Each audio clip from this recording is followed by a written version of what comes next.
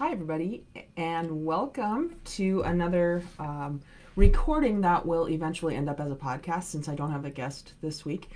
Um, I I used to do this a lot more. As I said last week, I was a little rusty because I haven't done the lives for a long time.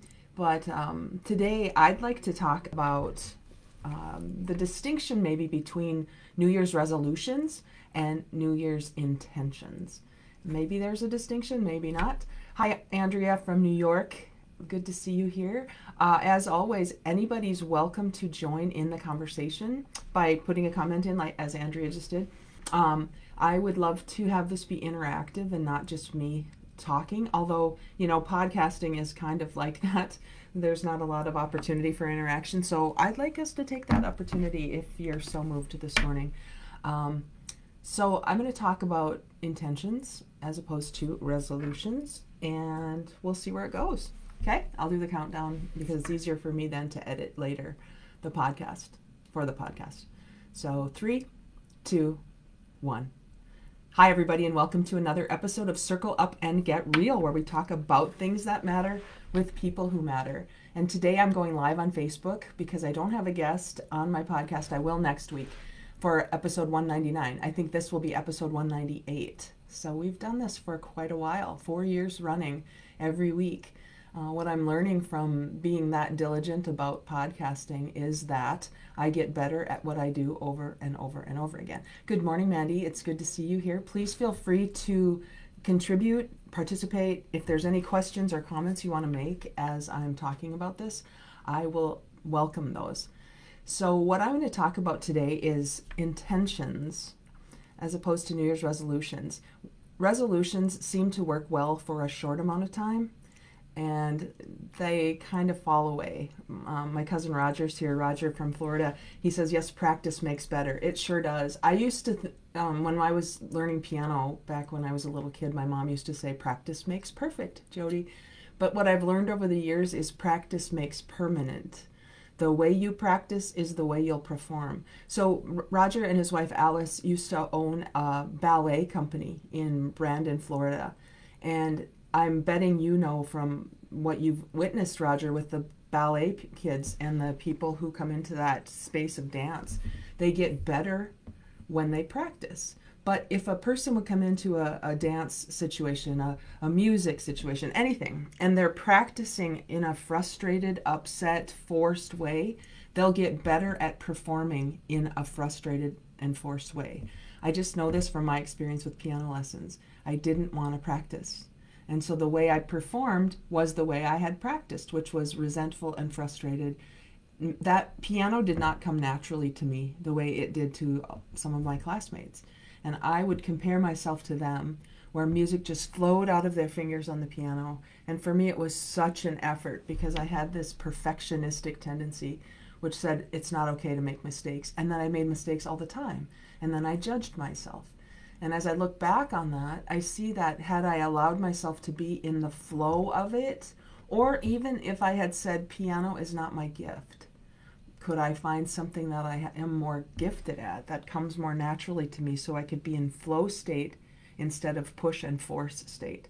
So all of that, thank you for reminding me of that, Roger, because I want to talk about maybe the way we've been conditioned to set resolutions at the beginning of the year.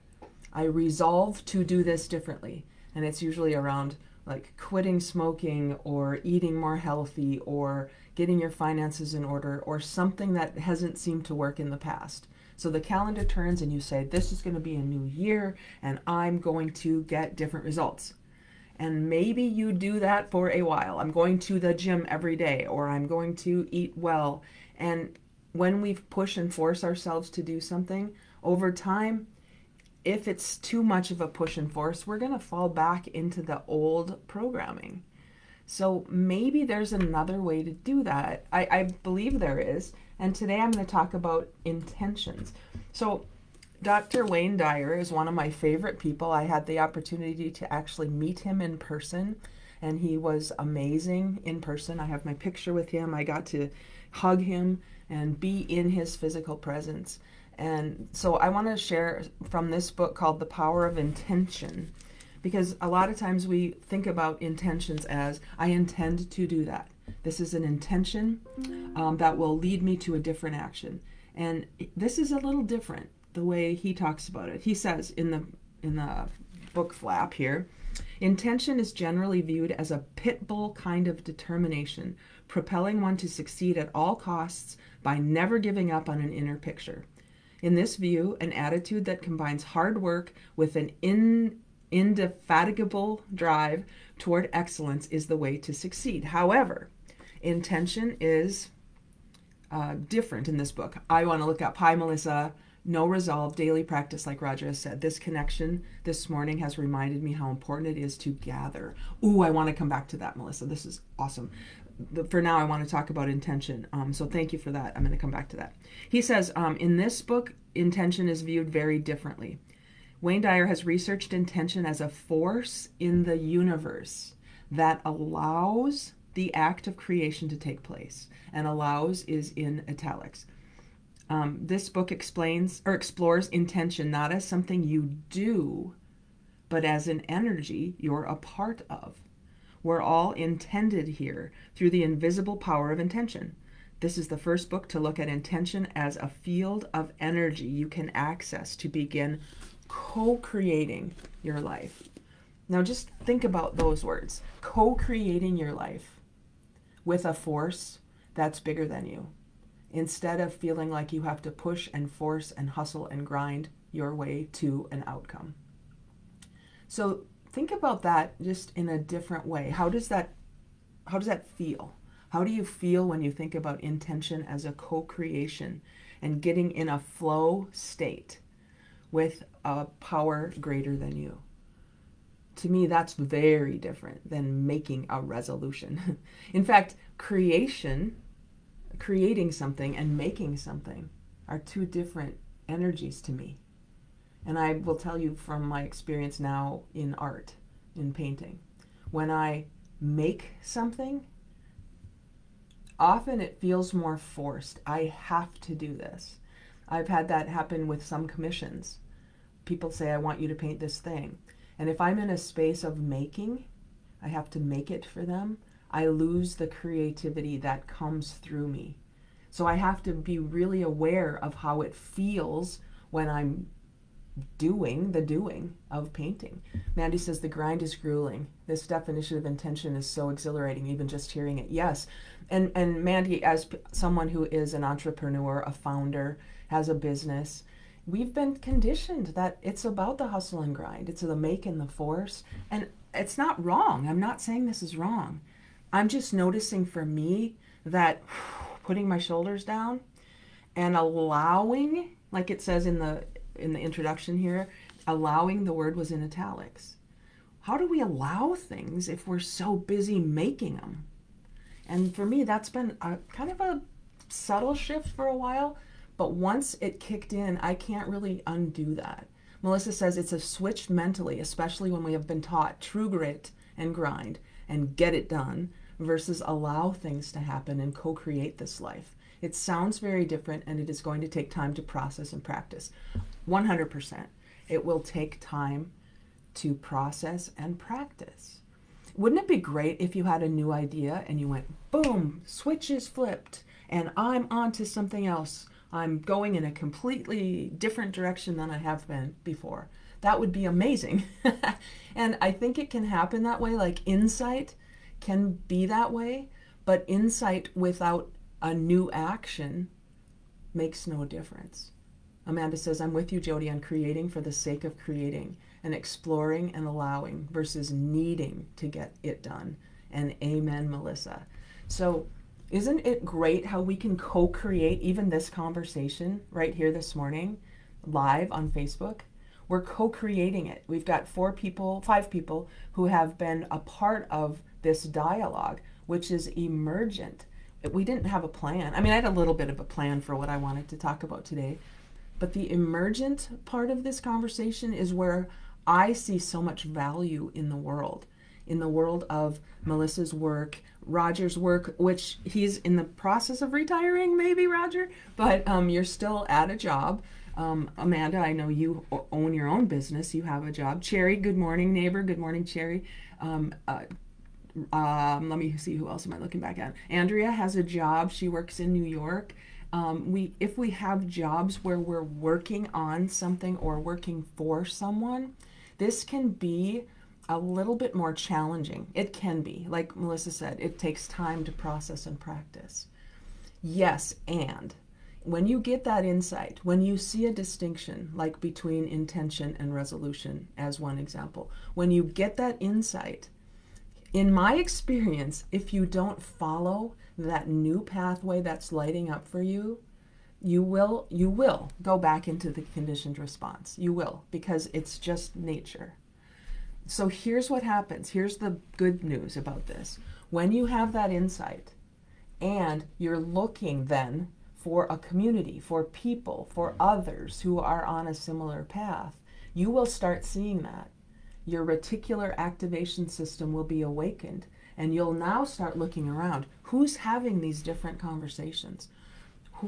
Because once that's activated, it's the old red car routine, right? Once you see a red car and you decide you want to buy a red car, you're going to see red cars everywhere. That's how it was for me when I decided I wanted my red CRV. I saw them everywhere. So this is the reticular activation system. And I'm telling you that there are people out there like you. You may not have seen them before because you're in the head down, hustle, grind mentality. But once you stop, just stop for a moment and look up, you will notice things differently. I promise you, you will notice things differently. It's a personal development awareness, I think, that sometimes when we're in a business or a corporate setting, we don't recognize that there's an opportunity for personally developing ourselves that will impact positively the professional self that we are.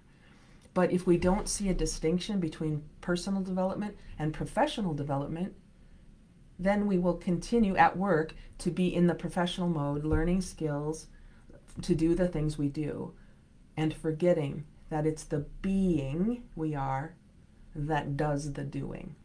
And if we don't take care of the being, the human being, the doing will be hustled and ground down instead of ground sharp. Denise says, creativity driven by inspired action is so much more expansive than when driven by force, which feels very constructive, maybe constrictive even. Yes, that comes up, constrictive. James says, very nicely done. So James is my mentor, and James is in Pennsylvania. He is coming to Fargo in February. I'll tell you more about that in a second. But I've been working with James about some of these mindset foundations and principles. And one thing James reminds me all the time is that there's a distinction for us. We are either apart from something or a part of something. And when we get into this space of intention, the way Wayne Dyer laid it out, we understand that we are a part of something. And when we're a part of something greater than we are, we listen differently. We listen to inner pulls instead of external pushes. And when we're in the hustle grind mentality, it's all about pushing and, as I said earlier, pushing and forcing and making.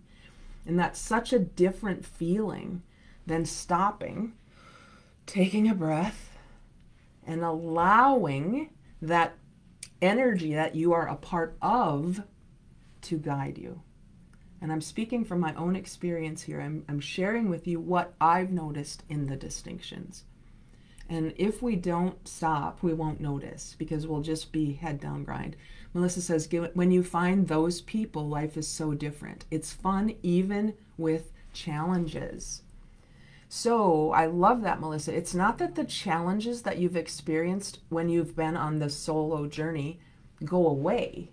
It's that you now can expand your vision in a way that allows other people to contribute.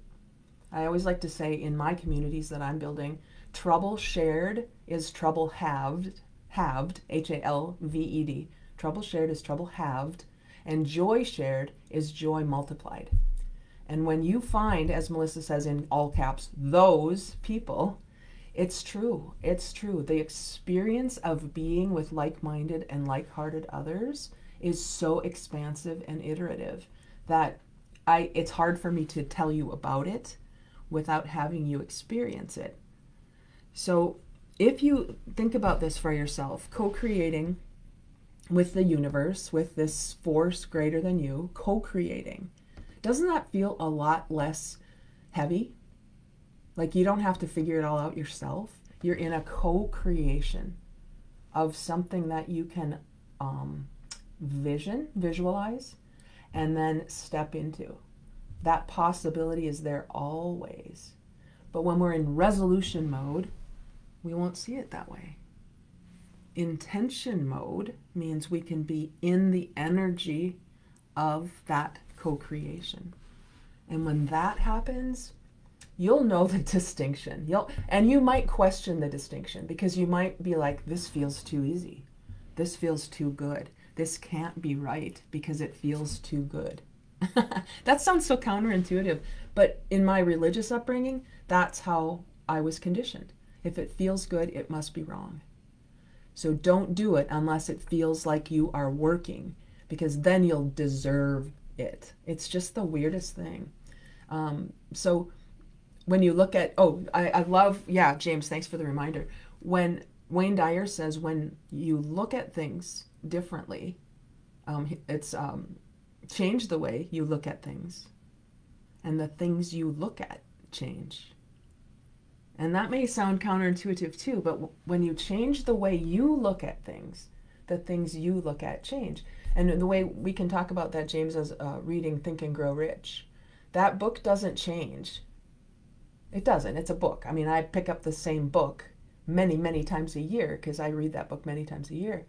But the book changes. It's the weirdest thing. I see something in the book the next time I read it that I didn't notice the first time. The book didn't change. I changed. So when I change the way I look at things, the things I look at seem to change.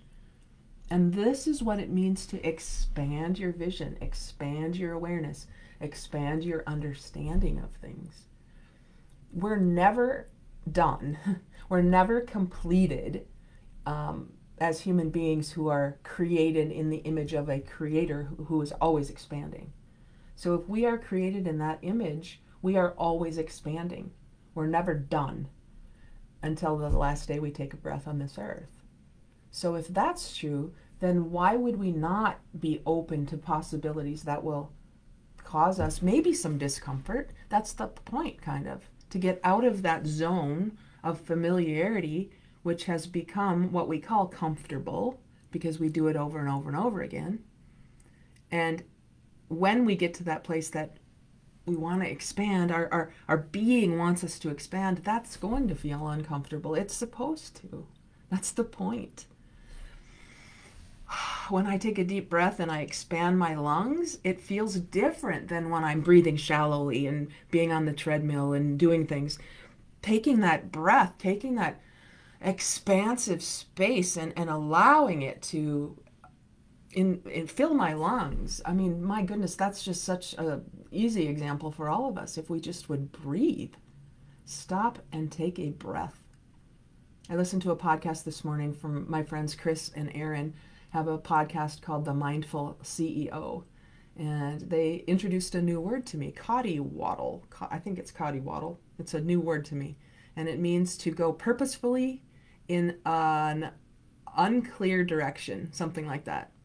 It means to go purposefully in a direction that could take you on a path that you're not familiar with.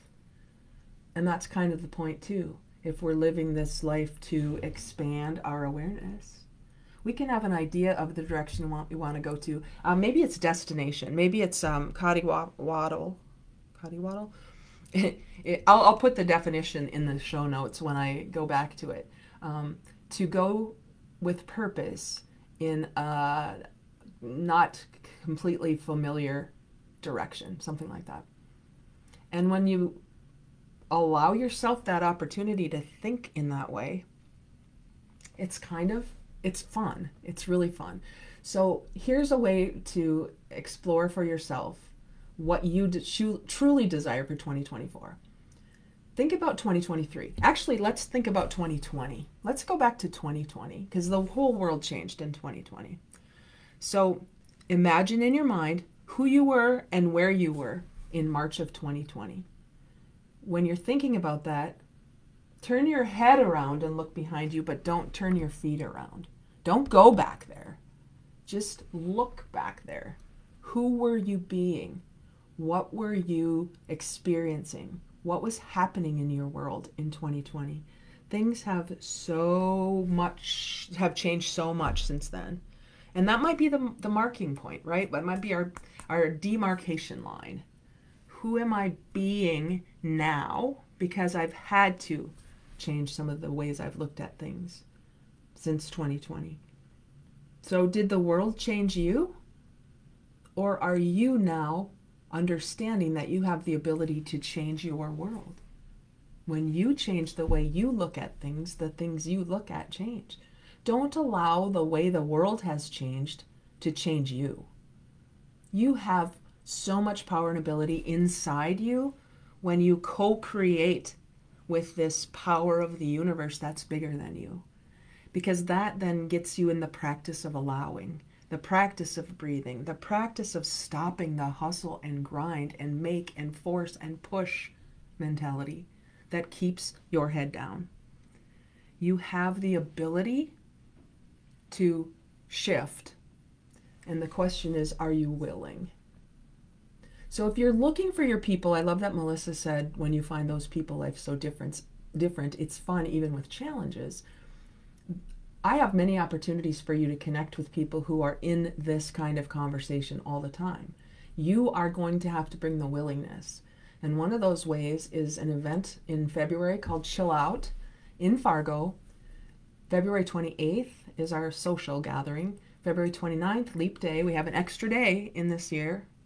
We're going to use it purposefully to gather with like-minded and like-hearted others who are going to be talking about things like consciousness, awareness, principles for success, spirituality in a way. We're going to talk about things that maybe you don't talk about in your daily conversation. And you're going to connect with people who might be those expansive thinkers for you. If any of that appeals to you, I'll put in the show notes the information that will allow you to come with us. That's just one opportunity. There are many opportunities. Go to jodeebach.com and you can find more. And just know that this podcast, Circle Up and Get Real, will be a place you can come back to weekly and get new ways of thinking. The interviews or these kinds of conversations happen all the time there. So do something different in 2024. You know, if setting resolutions was the way you'd done things forever, maybe think about getting into the space of intention this year. Just be different and then allow your actions to take you in a different direction. So this is great, a great opportunity. Thank you, Denise. I'm looking forward to seeing you at Chill Out. I can't wait. And if this appeals to any of you, if there's something intriguing, you can actually go to chillout2024.eventbrite.com, and there's a video there you can watch, which will give you a little bit more idea of what it's about. There will be lots of resources. So you'll never be at a loss for a place to go if you want an expanded experience. So everybody, thank you so much for being with me this morning. Thank you for participating, everybody who was here in the comments. And as always, everybody, go get real. We'll talk to you again. Thanks. Bye.